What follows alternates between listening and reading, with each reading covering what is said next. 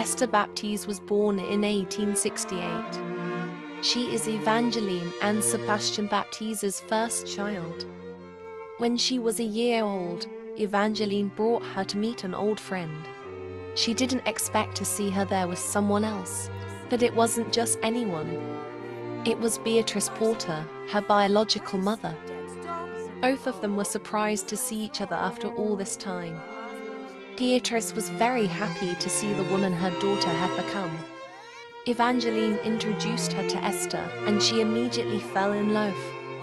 When they sat down to talk, Beatrice admitted to looking for her for the last 10 years. Evangeline told her everything that happened. They spoke for hours. When it was time to go home, they said their goodbyes, and Evangeline apologized to her behavior as a child. Beatrice didn't care about that. She was more sad to see her go. It had been so long since they've seen each other. Beatrice feared this was the last time. So Evangeline suggested she move in with them. Beatrice happily accepted. She was so happy that she started crying.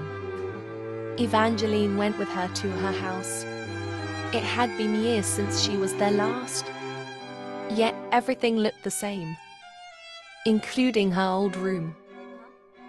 She even found an old toy she thought she lost ages ago. She had forgotten it when she left. Once Beatrice was ready, Evangeline brought her to her new home. They had finally become a family. Beatrice even got to see the birth of her grandson. They had a little farm. Esther and Evanson loved their grandmother dearly. Esther was especially close with her. Beatrice spoiled her the most. Esther always took the time to show her grandma love. During the day, her and her brother would play outside. They loved to pull pranks on each other.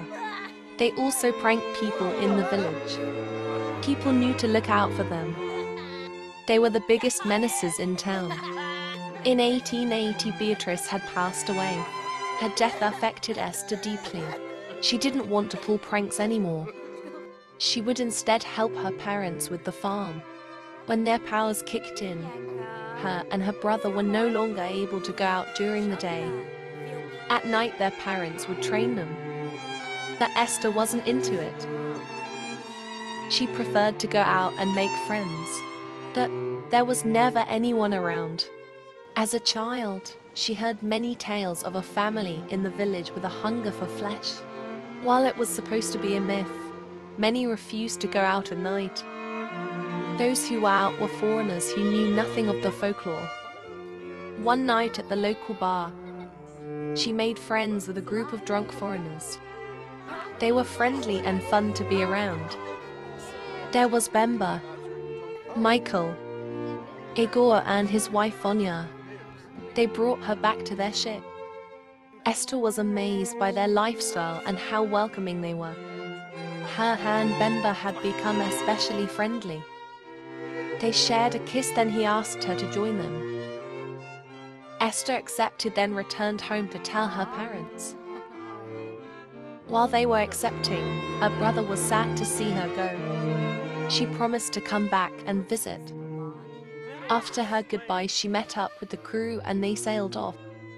They went on many journeys. Esther easily made herself at home.